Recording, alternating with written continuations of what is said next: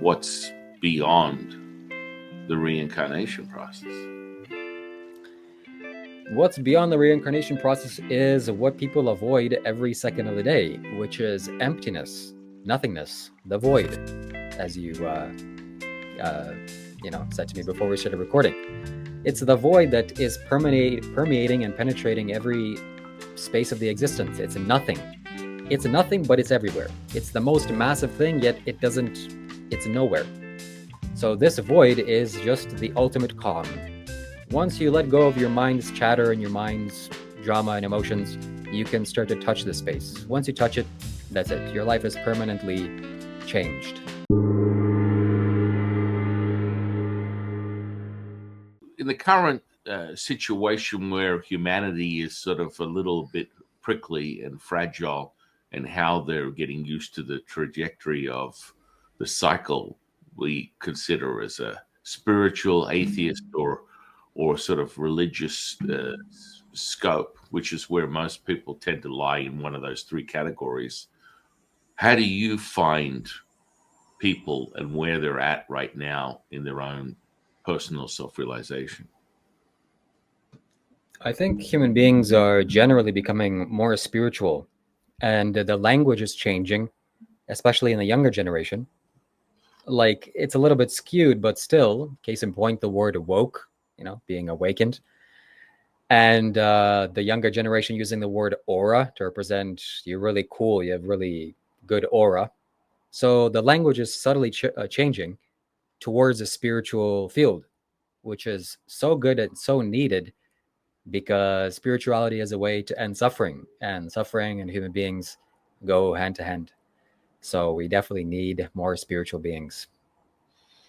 And so that would sound very much in line with a stream of many of I probably got maybe 20 plus Buddhist buddies that are walking the monastic path of self-realization and sitting on the watchtower observing the dukkha. Does that ring with anything within your own personal observation? I was introduced to spirituality by the Buddha in a large sense. I attended a 10-day Vipassana meditation retreat when I was 19 years of age, and that totally changed the direction of my life. It was the biggest gifts that I had received in my life up until now. So definitely the Buddha's teaching plays a massive role in my life, and I owe a great deal of gratitude to that wise man. So thank you to the Buddha. And how does that transfer into a contemporary setting? So, a lot of my friends that are Buddhist monks, the monastic path is one of self-sacrifice in very much the sense of the word. Anything material or humanistic becomes irrelevant to the sum of all parts, because they all disappear. How does that work in implementation for yourself? It took me a long time for me to discover the actual true essence of what the Buddha taught, because it was a long time that he existed, 2,600 years now. And all that we have of him is writing. So reading his texts, it was very confusing. Nobody living was able to tell me, oh, this is what it means by personal experience. So it was lots of confusion, thinking that the way to realization or liberation is to totally abstain from sensual pleasures, and sensual pleasures are somehow wrong and evil, and you need to stay away from sensual things. And then I realized, no, there's many flavors to life. You can enjoy life as much as you can, but not to get trapped in it. And that's the biggest key. So yes, a lot of discernment is needed to study these ancient texts, but the best thing you can do is to find somebody that's living it, or living embodiment of that, because that is far better than any book that you can read. And who would you suggest is a current emanated point of evidence of such right now? I'm glad you asked that question, because the answer is very close to me. This man you see behind me, Sadhguru. is what I believe to be the best embodiment of what we call spirituality in our present time. Fortunately for us, he has a YouTube channel and he teaches you various things. His perception on life is so uncanny and sharp and spot on. And you don't have to travel anywhere. He's basically teaching or talking to you face to face on a YouTube video. So it's a fantastic time to be alive, especially when it comes to the spiritual skill or spiritual side of life. So definitely Sadhguru. Right. So, he's very playful and cheeky and, comical. Yes, he is.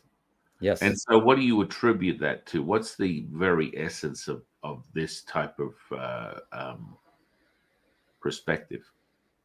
Well, if you're asking in terms of being cheeky and comical and these things and playful, I think that's just understanding life and living in alignment with life, because you don't want to be stifled and serious and dense. You want to have fun. You want to play.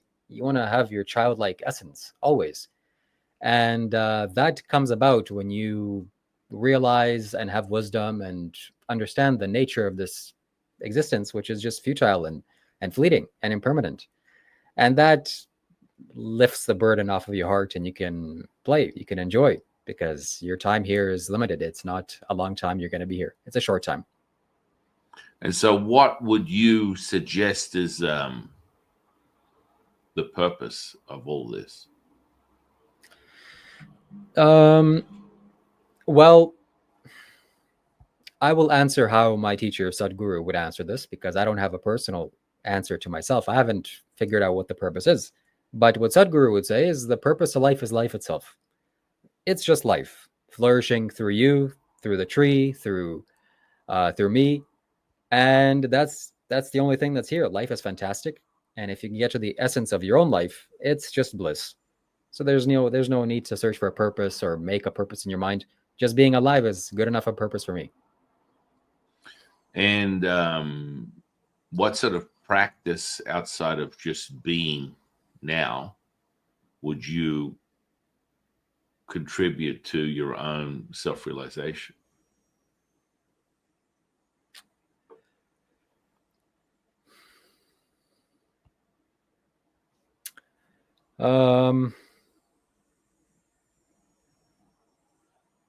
I was initiated into Shambhavi Mahamudra by Sadhguru in 2019.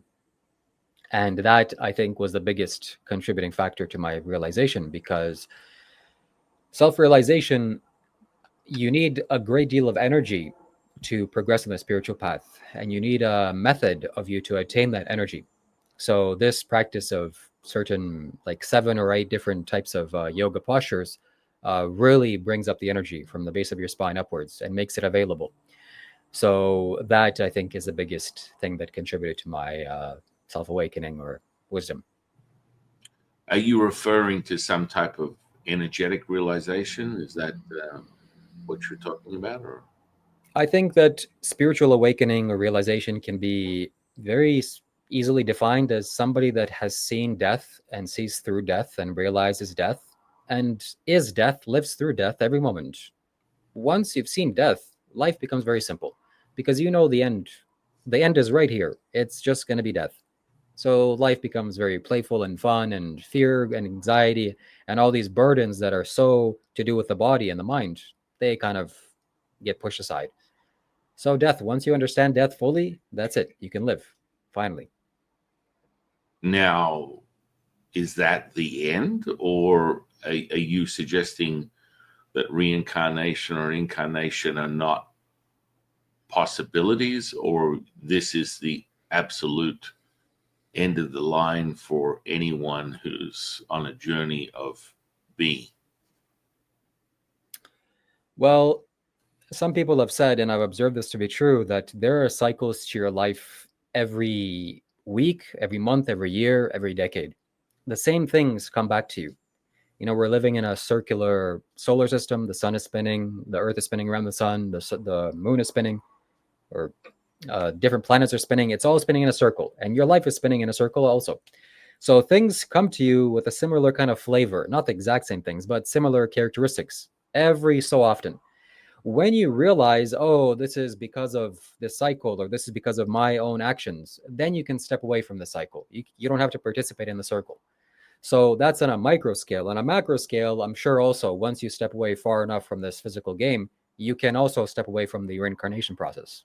You don't have to do that. And so what's beyond the reincarnation process? What's beyond the reincarnation process is what people avoid every second of the day, which is emptiness, nothingness, the void, as uh, said to me before we started recording. It's the void that is permeating and penetrating every space of the existence. It's nothing. It's nothing, but it's everywhere. It's the most massive thing, yet it's nowhere. So this void is just the ultimate calm.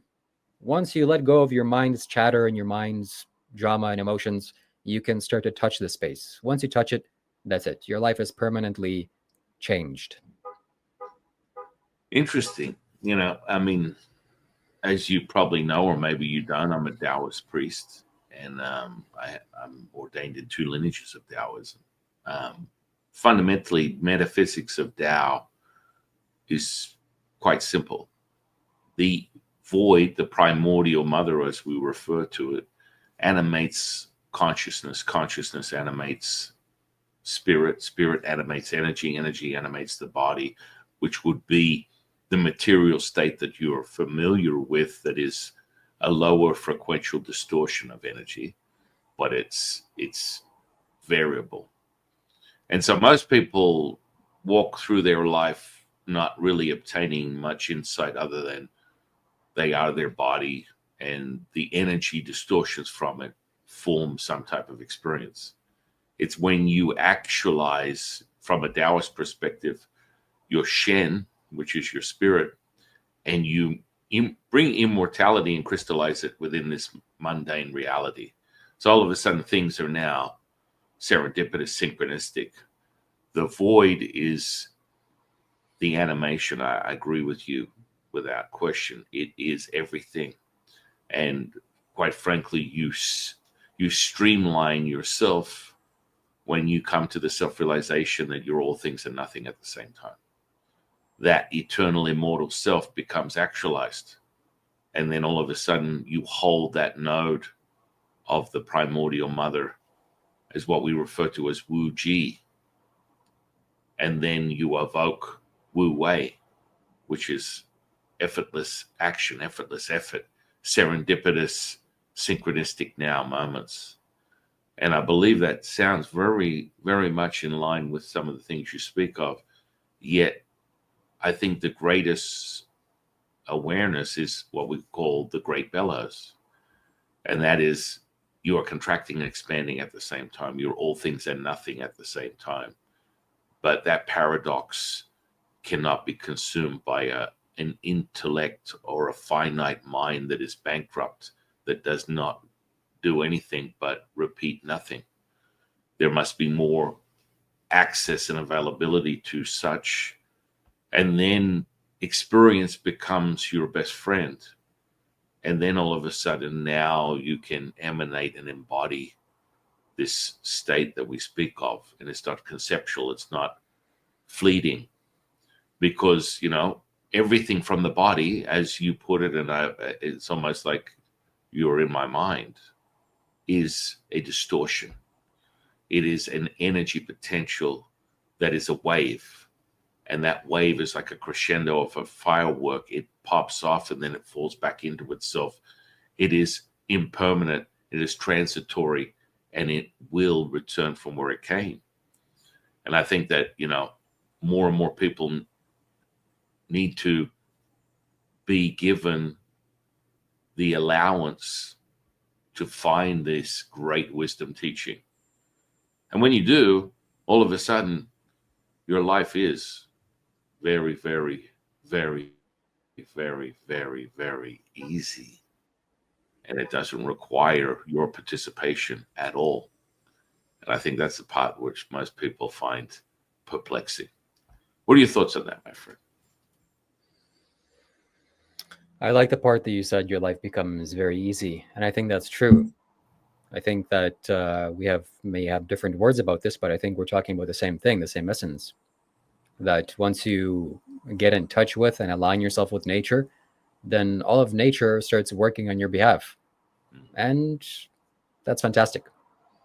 So, Yeah, I think, I always have this meeting of the minds at a certain point with any of my Buddhist monastic path driven buddies that are very much in it.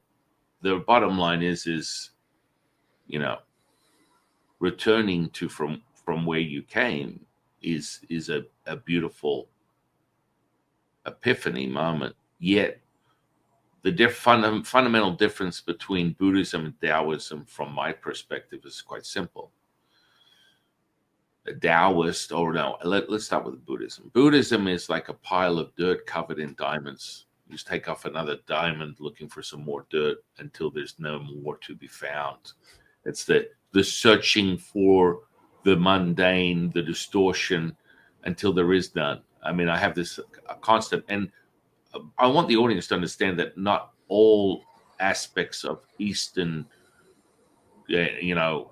path of self-realization is this as such, and not all Buddhist belief systems are as such. Yet all the friends I've ever come across have a very similar sort of, I'm sitting looking for dukkha, and once it's gone, I'm a happy man. I'm a happy man, a happy boy, happy girl, happy woman. This is all about the path of self-realization that I've been shown. Now, that's not the ultimate. It may not be yours, but it's been pretty consistent for such. Now, on the other side, Taoism is like a pile of dirt covered in diamonds. You just take off another diamond. Covered a pile of diamonds covered in dirt. Take off another piece of dirt, find another diamond. It's a good day to be you. And again, what does that really mean? Because ultimate Taoist rights path is the alchemy. And once you actualize yourself, you realize you're all things and nothing. So you take a dualistic perspective to non-dualist, to centric to non-centric, and then you walk through that center point between the symbiosis of yin and yang, and then you realize that everything is the same. We're all the same. We're all one, and we are nothing at the same time. And so from that, then we use the alchemy to craft the most enchanted experience that anyone with a human mind and the potential of imagination creates.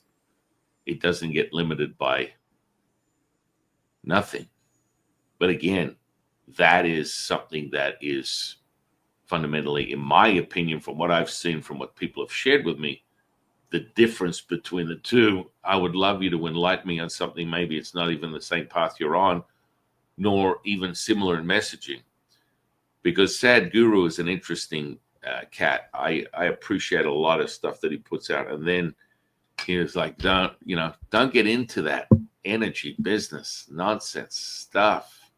You don't need to play with that. I'm like, okay, you do. Why doesn't everyone else? And he very much does. And he plays with the alchemy, he plays with the energy, because he wouldn't be where he is without that ability to actualize things. So, I appreciate that he doesn't want anyone else to be self-realized to the level of his emanated reincarnation of immortal self, yet we're all from that same stream. So, in my opinion, when you understand the symbiosis, the tango between yin and yang comes from the same stream, which is one. When you activate, from a Taoist perspective, attention and intention actualizes what we call Shen Gong, which is spirit power. Once that's there, all of a sudden you are eternal, immortal forever, and you are now. Not like at the end, like the good old, decrepit, deficient individual like Steve Jobs that wants to claim that he's a Buddhist and waits till the end to go, oh my goodness, it's much brighter than I thought it was. You can do it now, and I imagine you're living that. So what are your thoughts on that? I'm curious to know what happens when this body breaks apart and you go on, because the words you just said, that you are now forever, that seems to me something that it hits on something, maybe the truth that you will just experience forever, and not in this body that's full of suffering, but something much more than that. So yeah, I'm excited for the future. I'm excited to transition. I definitely want to live out my life and enjoy my life, but also this prospect of what's coming next is very enticing to me, and I'm looking forward to it. Yeah, so I mean, I think you got a similar consensus with my buddies. It's like the body is impermanent, so toss it off. It's an avatar. It's not that important to the dialogue that returns to the monologue.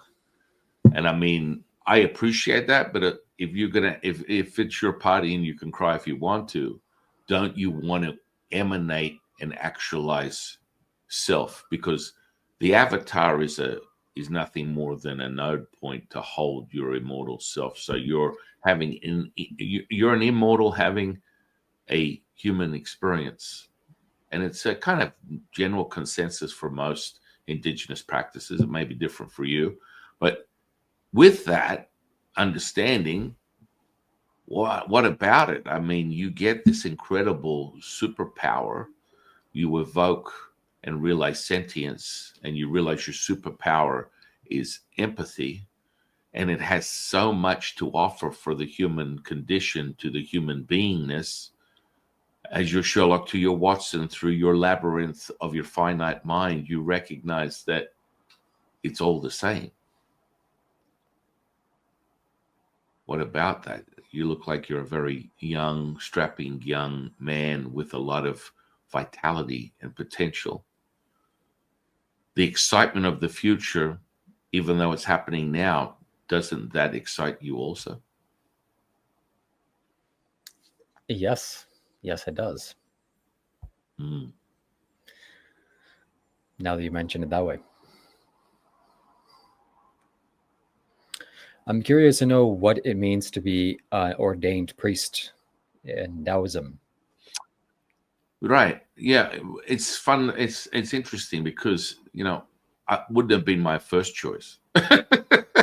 I started out at the age of 10 being obsessed with bodybuilding and powerlifting, and achieved some incredible feats that would actualize a lot of my lower energy centers. You may refer to them as chakras.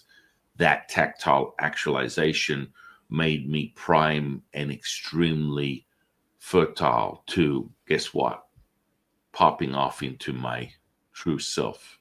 And so by the age of 17 or 18, I was feeling the hubcaps coming off the wheels. I was, you know, performing feats of superhuman abilities, deadlifting 800 pounds, squatting 800 pounds, stupid stuff. And so a voice in my head said, hey, go find meditation. Back in those days, meditation was Hare Krishnas, hairy armpits, and vegans chewing on organic clothes and alfalfa sprouts. And, you didn't really have a reference like the internet or any type of access to people such as Sadhguru. And so I went into a meditation class looking for answers, didn't know what it was. And I stopped sound for 20 minutes, and that was my aha moment. And then I recognized that the superpowers I've been fantasizing about since a young boy, when I first realized I could see through bodies and walls and all this kind of crazy stuff, the the invocating or invitation to the moment of divergence and then reclaiming my power was when I had a near-death experience at 8 when I was hit by a car head-on on a bike. I died for 40 minutes, and I witnessed my mother mourning over my death as I was flying around in the air like Peter Pan. And the second I dropped my body on a table in the hospital, I was drawn back into the body. That was my first evidence there's something more out there. And so when I hit the sound stopped, the following day I channeled my teacher that I have to this day right now, who's sitting with me, who's as deep and as dense and as vivid as you are, and I hear his voice and see him as clear as I see you, Lao Tzu. I channeled him 36 years ago, and then took me on a path where I witnessed and experienced distance healing, clairvoyance, physical healing in the same week of gangrenous flesh back to pink in color in 40 minutes. And then that was kind of the normal menu and process where I would see these spontaneous physical healings that would take place. Gaseous seal, bones, fused tumors. I mean, it's been going on for 36 years. It's a normal sense of I'm home and I'm realized as a homeostasis. That's how I experienced life. And so once that week ended, I had a dark night of the soul. It's what spiritual people call it these days. I had every thought, every feeling, every emotion happen to me at once for 7 days. By the third day, I was going to just take my own life. I couldn't handle it. It was just too much. Everywhere I'd look, I'd see information, energy, auras. I could experience it all. It was all being absorbed through my body and emanating out. And I wanted to end it.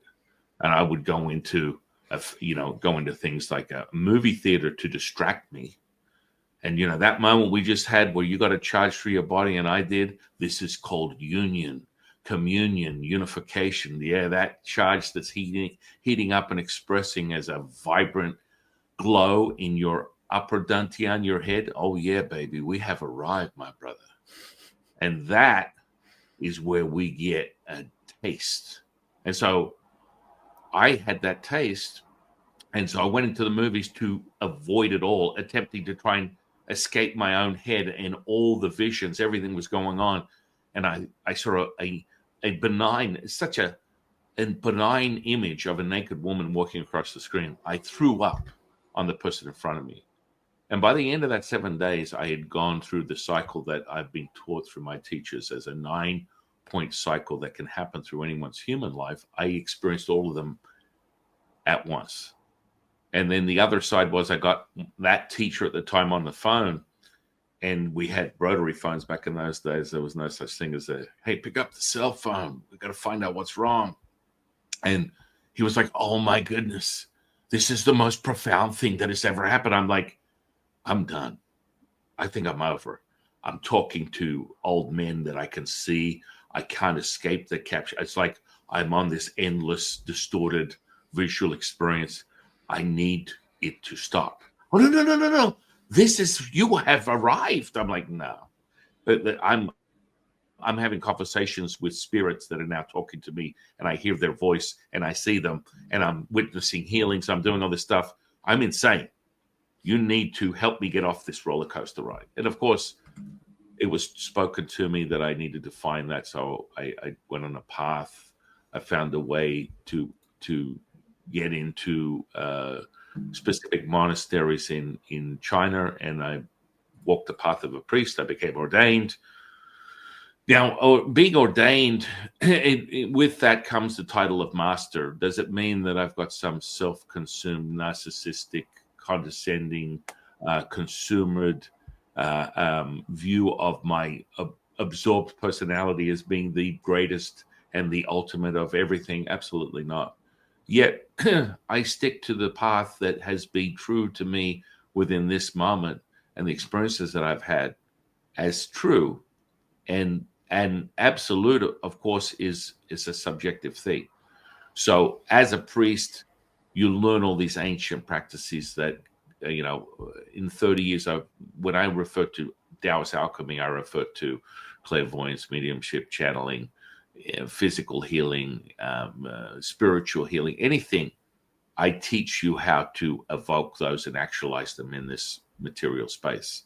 And in my opinion, as a fanboy, these methods have been mastered by millions of people before you, and that's why they're so effective at bearing the fruit within the material state and being able to create things that would grab someone's attention. Because let's be very clear, your devotion towards the teachings from Sadhguru grabbed your attention.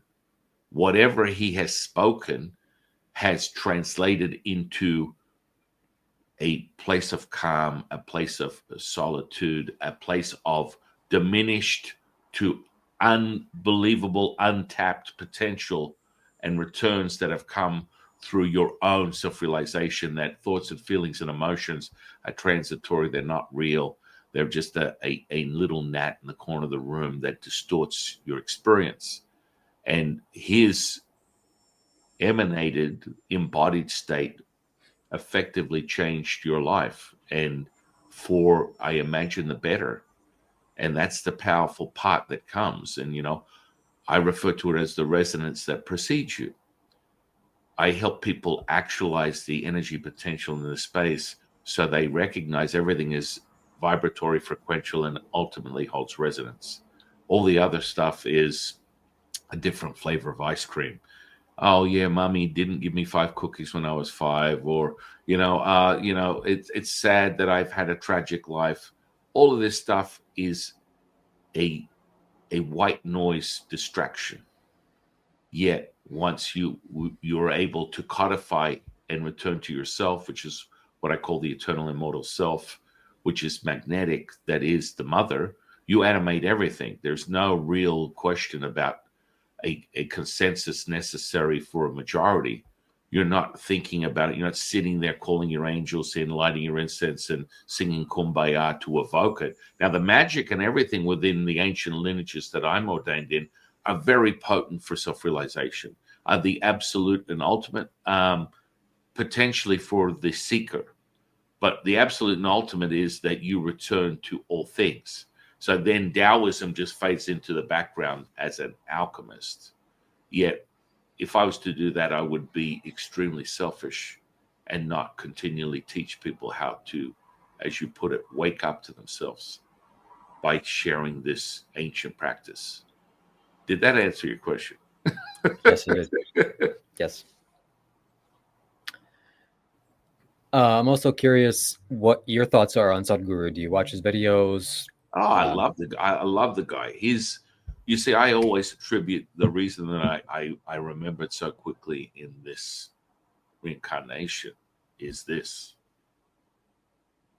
I accept everything at face value. I'm childlike in my nature. And the ultimate is I'll try anything once.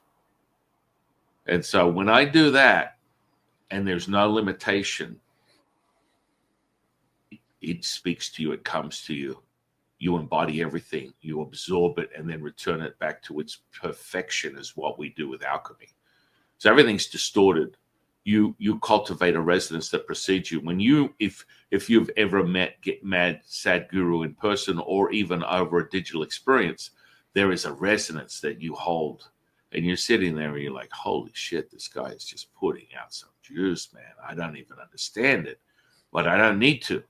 Just like you said previously from what you were speaking on, there's no need to be introspective and analytical. It bears no reward, and it is empty and bankrupt, and it's repeatable to not the nothing that we're speaking about, but just empty conclusions that keep you in the dark. But it's not the dark of the void, it's the dark of the idea that you have the answers. You do not. I love Sadhguru's resonance. It pops off. It's amazing. And you need to be a little fluffy. Too many people are fragile and prickly and too myopic about their experience, and they have blinders on. They're not allowing themselves to experience anything. They're just like cattle to the slaughterhouse. They're just following a programming that doesn't allow them to return as a whole. And that's where you could really be in service. And the ultimate for a Taoist seeker is servitude and selflessness. And it doesn't require your personality, it doesn't require your participation. It just becomes your embodied, emanated resonance. So yes, I am a very big fan of Sadhguru. You mentioned that a long time ago, the word meditation was associated with Hare Krishnas and people with armpits and vegans. You mentioned vegans. I'm just curious, do you think spirituality has anything to do with a specific diet, or should you follow a specific diet to get spiritual results? When you are one, you're all things. So, there is a cop out, there is a brainwashing that comes with the separation. And ultimately that servitude and selflessness will keep you literally in motion from taking the life of another living being. It's part of the process, and you cannot fight it. That is your default. That is your true nature. Now, you can also be in an honorary position where you may be in a circumstance where these types of things are offered, and then you can create a great deal of reverence and um, humility and gratitude for the sacrifice that that animal is made for your meal. And these are options that you can make because you can transmute it into a whole. At a much deeper level, there's so many more things to it. Yet there are so little things to it, as we've spoken many times for this conversation. You're all things and nothing. So at that point in my life, I really had no reference, and there wasn't an internet, so I had no real idea what meditation was. It was like, I don't know, do something, but I was doing it since I was a young boy, and being able to harness my attention and intention, and then evoking an outcome that is a probability of mystical, magical, paranormal effects that materialize. And that's really where you become super normal through your superhuman realization. I think that food takes a place is when you want it to. When you transmit, like one of the things for me as a Taoist priest was through graduation or ordinance or being ordained, you must be able to perform certain things like taking a bottle of alcohol and water side by side. You must be able to remove the essence of the alcohol, not just the essence, but the properties of it, and then transfer it into another bottle. And how do you know whether you did this? Because 5 seconds after you perform that act, you must drink the bottle of alcohol.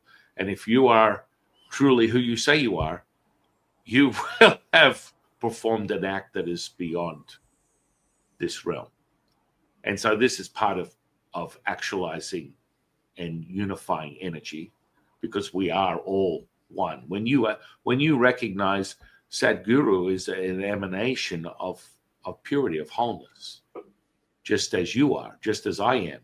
But we as humans have to realize that through our own conditioning, how soon or how long is really up to the seeker, how that happens. But on the road to it, you get very excited with all these incredible potentials and possibilities. But in the end, the major goal for this humanistic experience is to raise your resonance so high that your effective change within the collective of planet Earth is to form this servitude and selflessness.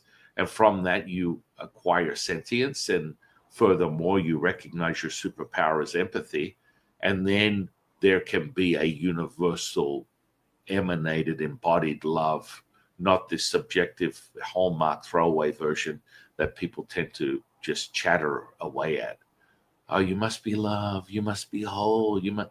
Okay, that's great. But quite, as you say it, that person is actually defining love as razor blades and bunny rabbits, as someone else may conceive it as rainbows and unicorns. The unified state cannot be, it's not a language, it's a feeling. You do not have to speak it. There is a rite of passage within Taoism, we refer to it as the Rhapsody, where as you are creating through the magic, and it comes in the forms of incantation, embodiment, those words become codified and unified as magic in this material state. And we usually walk a very deep path with poetry in that very, very powerful Harry Potter moment that most people have. And that poetry becomes infused into your heart, and you start just breathing that. And it becomes a thing that we call primordial breath, the primordial mother, is emanated and actualized as now. Hopefully that helps. I don't know. I became a vegan when I was somewhere in the 19 years of age, and not fully vegan, because there'd be days where I'd go and get chicken wings, and I think, why did I do that? And then I'd go on and eating plant-based foods, and then again, I didn't have the self-discipline or the realization how severe this is. But you mentioned something, and I definitely 100% agree that once you touch your humanity, it kind of removes the ability to take life from others. It's like innate. It's a default for sure. And it makes me think about people that don't do that, that are compulsively going and injuring others. They've taken themselves so far away from humanity. They're so skewed. It's going to be very difficult for them to get back to just the normal sense. And lastly, you mentioned that when somebody does go and do the, harmful things, or gets their hands bloody in a way, they go and kill an animal and then they present it to you. Yes, you should be revered. You should cherish this, because this is life-giving material. And if you need to eat it, you absolutely should.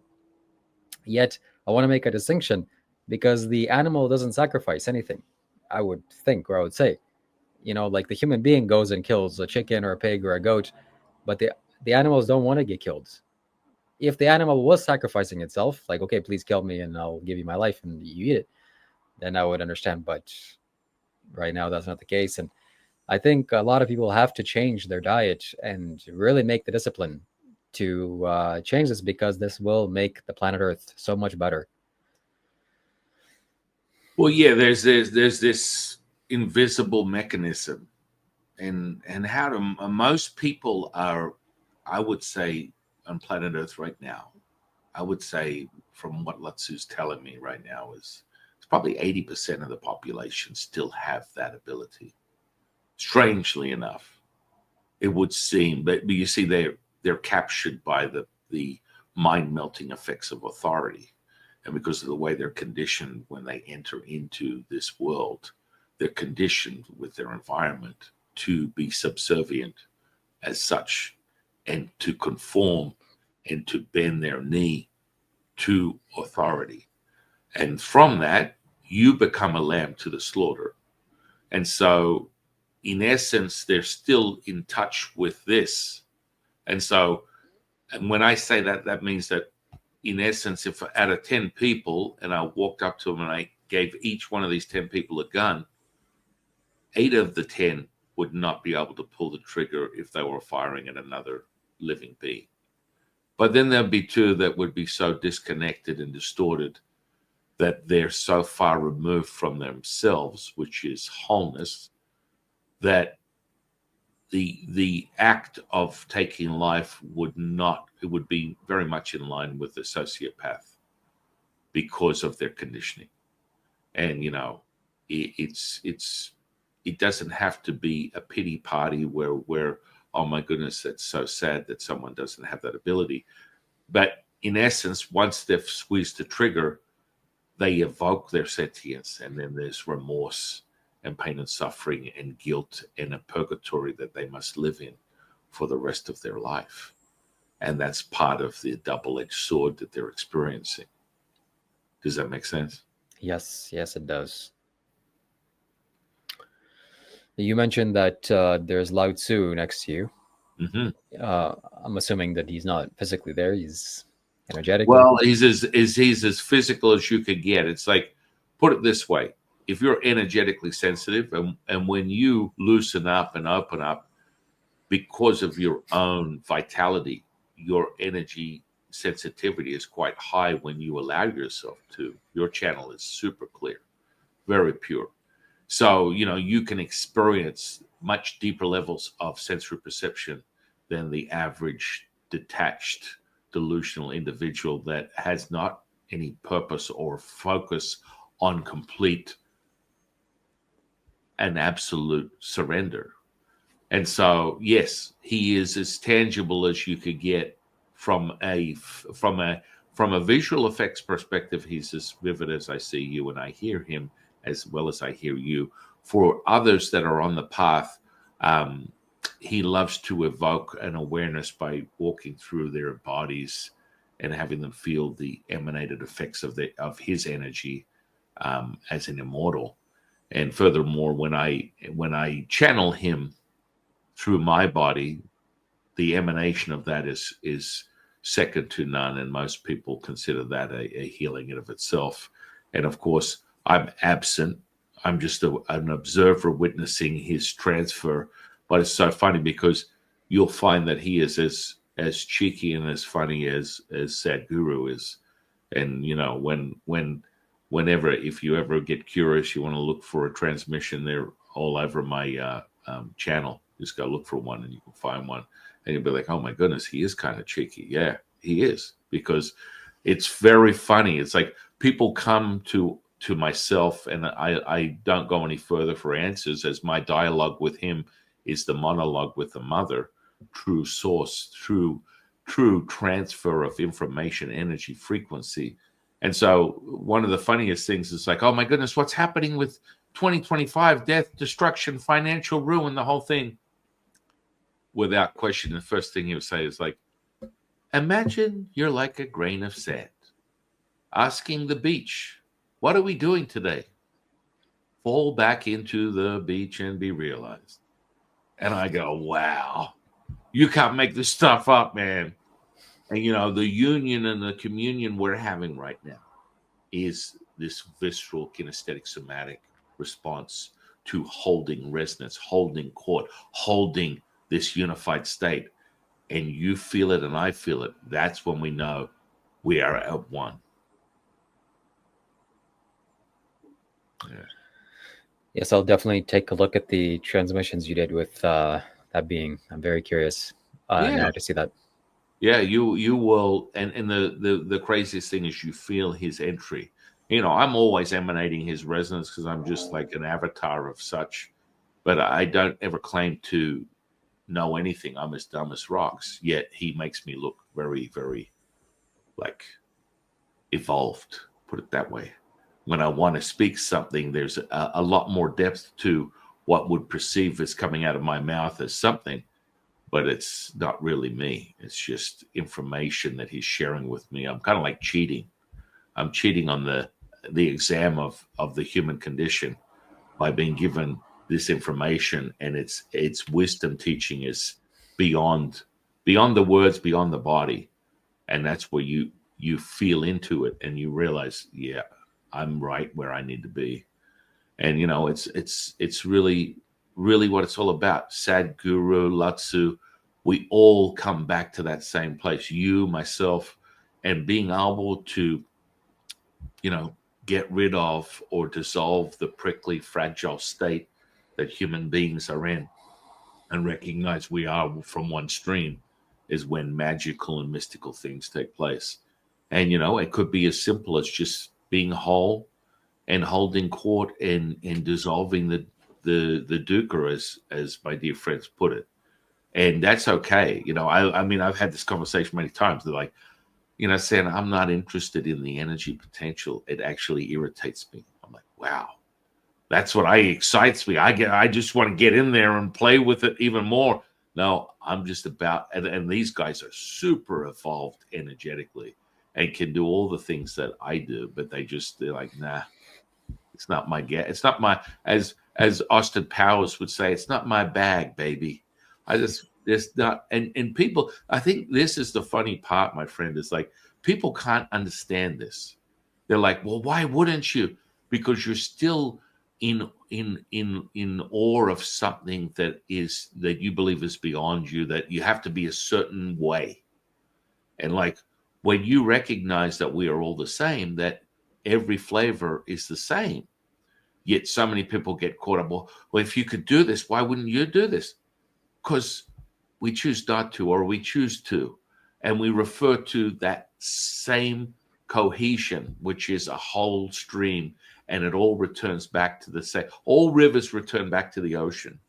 And so when we accept this or realize this, it's okay. It's like I teach some of my students levitation as one of the rites of passage, and you have to be at a certain level of development. Now, for me, I've only ever come across 3 levitating, physically human beings that have levitated before my very eyes. 2 were Kundalini gurus in the jungles in Indonesia, and then the third one was one of my students. And most people are like, Jifu, well, why aren't you levitating? Because I couldn't give a shit about levitating. It doesn't excite me. What excites me is watching and experiencing physical healings, mental, emotional, spiritual. And that's still, I want to remind people, I'm sure Sadhguru would have a similar thing. Your personality is here for a reason. Don't erase it. I enjoy chocolate bonbons driving my side by side in the desert 100 miles an hour. And unfortunately, I'm still a deficient individual that subscribes to Netflix. That does not require, I am not required for a now moment of unification. I am an observer just like you are when there's something miraculous that takes place by me holding a resonance. But the personality is to be enjoyed, however it's perceived. Yet to detach and attach takes a bit of a path. And so that's that alchemical process that you get on where, people are still distorted. And so, fundamentally, I believe that veganism, perhaps maybe even 100 years ago or 50 years ago, would be more forgiving on the human body than it is now. But unfortunately, with all the information and all the deficiency in nutrients, and I think Sadhguru is a big component of wanting to take back the earth and help enrich the soil so we can actually grow some real food and not this garbage that we use to consume on a daily basis. That's not food at all. Anything that you buy from a supermarket is just plastic. Doesn't matter what it is. Oh, I've got organic this, and I'm like, no, no. And so this is where a true embodiment of such requires a little bit more fortitude, and there's a level of consistency that comes from finding and sourcing things that will suffice and be nutrient dense for the physical body, because everything is tarnished and destroyed by all the chemicals, especially here in this country, in America. It's terrible. It's just like, I don't know what to tell you, but you might want to dose up on high quality vitamins to obtain the same level, because most vegans dismiss the idea that it's about the animals. Absolutely. And then what happens is they get into this, oh well, I don't really care, and they just eat their version of nutrients is a beer and fries. It's like, dude, we need to get past that, because you will not be able to hold your charge for long enough if you don't nourish this avatar. So then you have to make better choices, because everything is attempting to destroy your essence. Your physical body is being conditioned, and you don't have many choices at this point. Everything is attempting to kill you, and it's by design. And sure, yes, we are humans. We have a human body, and that attendance is temporary and impermanent, as we both agree. Yet, let's optimize it so that you can experience it till your last breath in this experience as such, not a very distorted and diminished one that literally has a trail of the last several years of your existence as just real misery and decay and just poison, which most people end with. They're programmed that way, so they condition their mind to be ready for it. So they literally evoke it into their stream of experience, and it becomes realized. Does that make sense? Yes, it does. You mentioned holding on to your charge. Mm-hmm. Does the practice of semen retention play into what you do, and what do you think of that in general? Yeah, I mean, semen retention, again, is only as good as the individual conditioner. So, when people get past the diluted state, that they have to hold that in to hold their true essence. You're given this body. You are eternally immortal. That means that if you can actualize it within this experience as a human, your human condition turns into human beingness. But it all comes back to the deeper knowing, and that knowing turns into wisdom. But if you're trapped with this idea as, oh, I am eternal immortal, but I'm really afraid of my own shadow, and authority controls my belief system, all these infrastructures that are deeper in the dark shadows of your mind will dictate, placebo, nocebo, the true understanding of reality.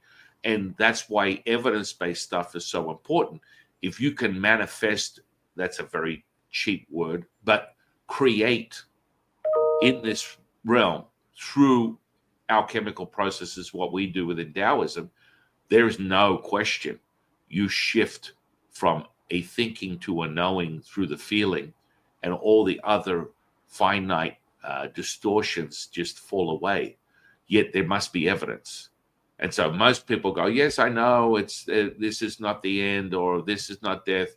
And then they start to fade and become very fragile when when death is knocking on their door, and they turn into a scared little rabbit or a feared little child of the boogeyman, because what they were saying was just a delusion.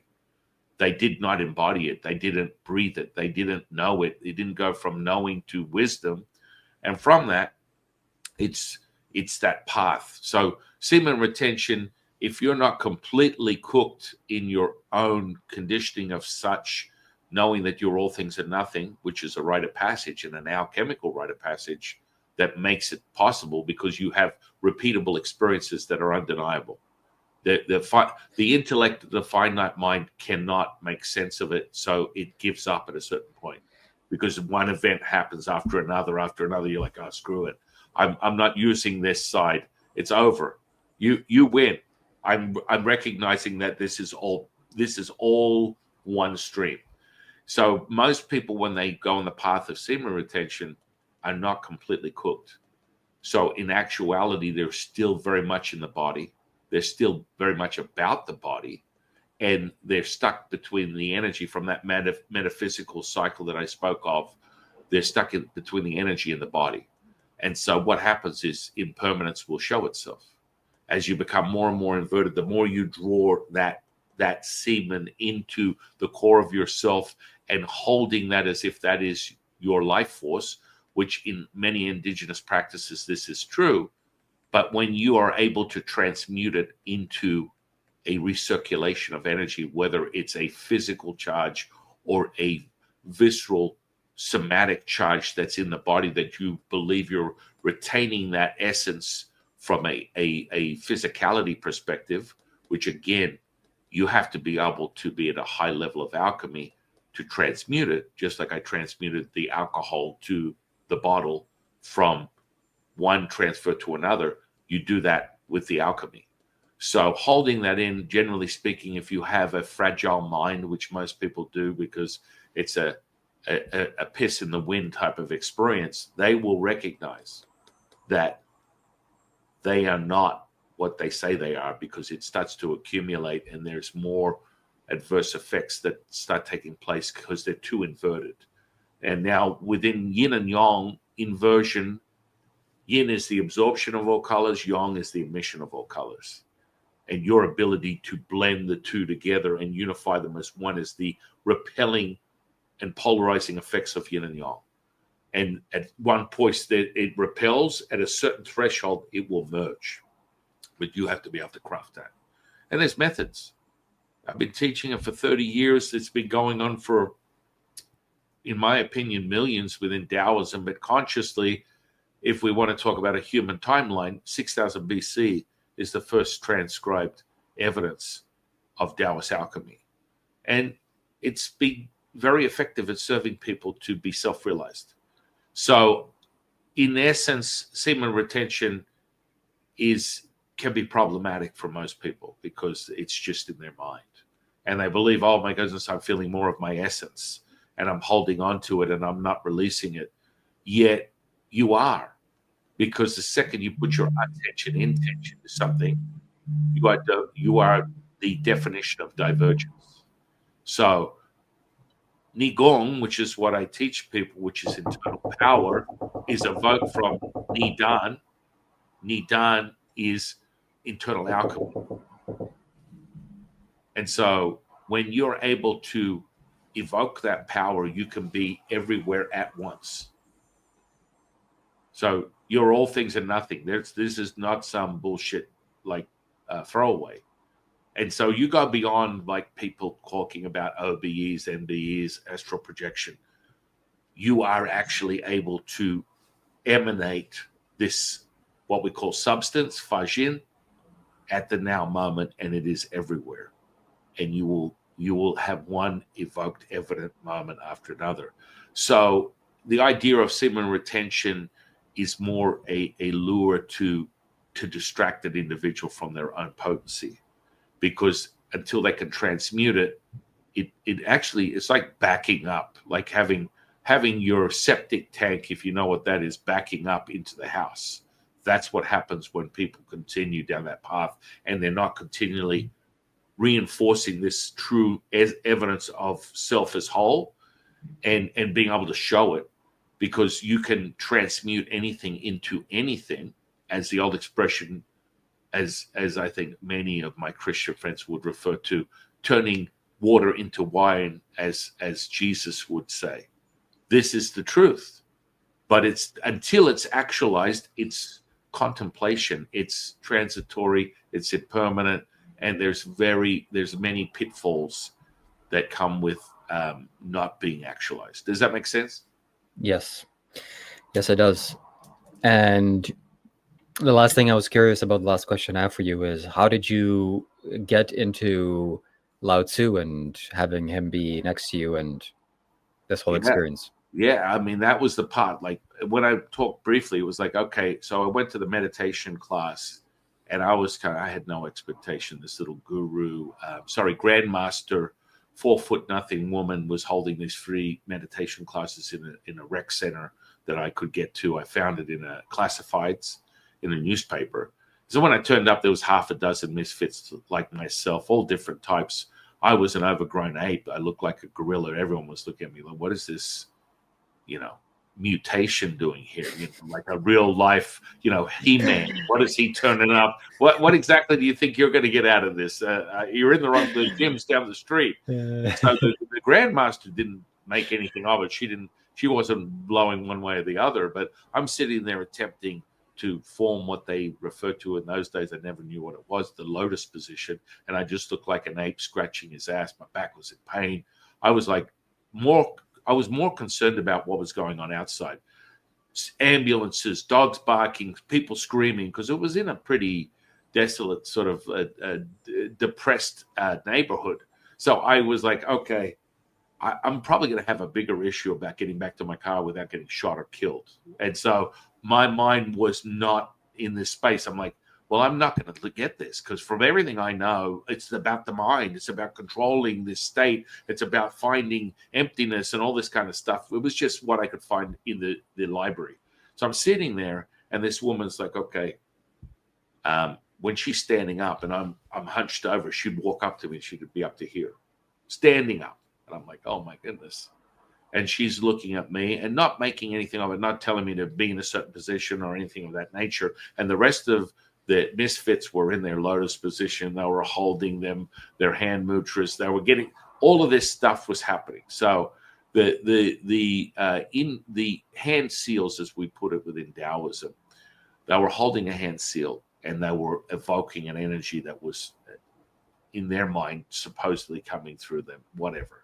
And then she stood there and she said, listen, all right, everyone, listen to my voice. I'm like, okay, I've got my eyes open going, yeah, I'm hearing ambulances in the background, all this kind of craziness. And I looked at her dead in the eye, and she was looking at me. It was like she turned into this mystical freaking dragon. And then she said, all I want you to do is listen to my voice, and everything will fall away. And boom. Silence. And she's standing there looking at me with a smile, and I'm not hearing anything she's saying. She's just like this. And I went, holy shit, this is it. I have found the superpower, because I've been obsessing about superheroes since I was a young boy, and it was real. And she just no big deal. Looked at me.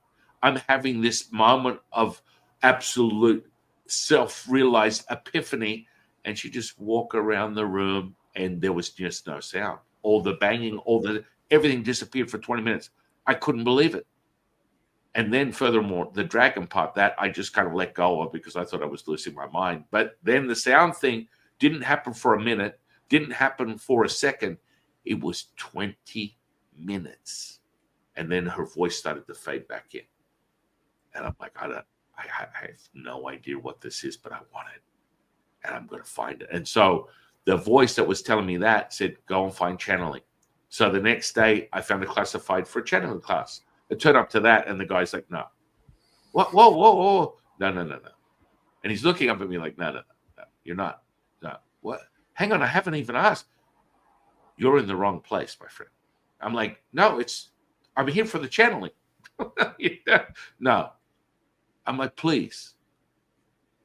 No. Please, just take my money. What's the worst thing that could happen? Okay, you're making a mistake, my friend. You're not going to get anything out of this.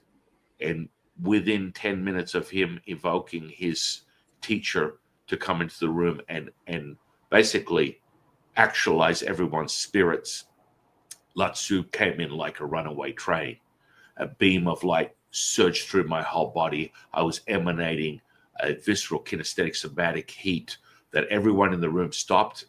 And I was like, I looked like I was a rocket about to go off into Mars. And all this information started pouring out of me. And if I was to explain it, it would come down to his whole essence enveloped my body. And I was looking out through his eyes as he was speaking and emanating all this knowledge and power. And the power was so dense, and it still is to this day. When you go look up one of the videos, you'll be like, wow, that's crazy. It's like you sit there and you go from San Qing to Latsu, and it's only a fleeting moment. But once he's in here, you are 100% captivated by the power that he possesses. He emanates this perfection. And so that's how I came across Latsu. That teacher was flawed. That guy was so pissed. He'd spent 60 years channeling.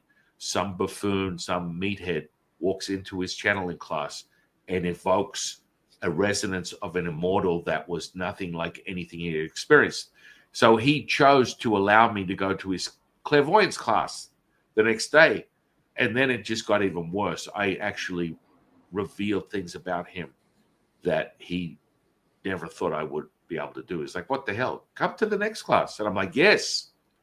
And it turned out to be a confession time for him where he was actually had a contract with some other low entity frequencies that were feeding from his students so that he could acquire a superpower of, at the time, I didn't know what that was, but it was remote viewing. And so he was able to do all these things that he was using through the contract of this entity, which is not necessary when you understand how to cultivate them. But at the time, I had no idea. So when he asked me to read his energy after he gave me the bullet points of how that is supposed to take place, it freaked him out. And he was like, oh, you got to be quiet. Come, get up, get up, get up. Let's go in the other room, other room, other room. I'm like, okay, what? I was just following your instruction because I literally had no knowledge. I'm coming from a very material, dense sort of state of awareness where everything is formed that I can see. And I'm getting this information where at this point I consider myself insane because I'm seeing Latsu, hearing his voice. I'm stopping sound. I'm like, let's see where this goes. And of course, what happened was when I spoke to you about it, by the second week, I wish I'd never wished because it was so crazy. But what happened was I started to see all the auras and information coming in my third eye, not the dark night of the soul the following week where everything just actualized in front of my eyes and I could see it as I see you right now. And I still to this day have the same sensory perception. Yet it was happening through my third eye. I was getting tons of stuff. And I was like, okay, so now this energy is saying this. And I'm reading it to this guy and he's freaking out. And he's like, get up and go in the other room. I'm like, I was more amazed at the information. And he was just looking at me completely pasty white. And I'm like, is that real? It's like, listen, I need to explain to you how this. No. Is that real? It's like, listen, I need to explain to you how I got there. No. Is that real? Now, when you think about it, the implication was he was siphoning from his students' energy, sending it back to an entity, and his relationship was about stealing people's life force. I was not even concerned about the construct. I was more concerned that I actually got it right. I was like, holy moly, this is amazing. And he's like, no. You need to understand. Now, 6 months later, I warned him within that reading that the entity said, if you don't continue giving me the flow of this energy that I'm asking from your students, I will take your life. And so he had a conflict. He said, I'm going to stop. I'm going to do all this stuff. He full confession to me. 6 months later, I held him in my arms and he died of brain cancer. It was crazy. It was like wild because he wouldn't give it up. And then he wouldn't. His sacrifice was, I'm not going to continue punishing others by using them as a crutch for my own cultivation. And so, yeah. So Lao Tzu and meeting him and embodying his message and energy has been something that I've had a relationship with him. If you believe in reincarnation or incarnation, I've had this relationship for many lifetimes. Yeah. Maybe that answers the question. Yeah, I'm glad you found me. I'm glad you invited me onto this show, and I look forward to watching more of your videos and seeing the channelings. I'm very excited for that. Yeah. Now having done this. Yeah. Okay. I'm and grateful that you accepted my invitation.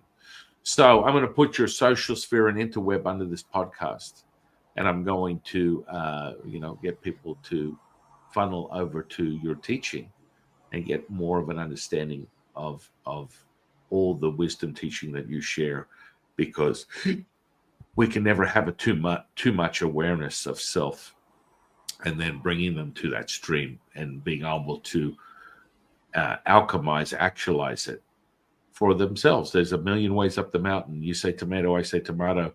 We're all diamonds of perfection, and a different facet is a different flavor, but it all returns to the same stream. In closing, my friend, what is your definition of spiritual consciousness?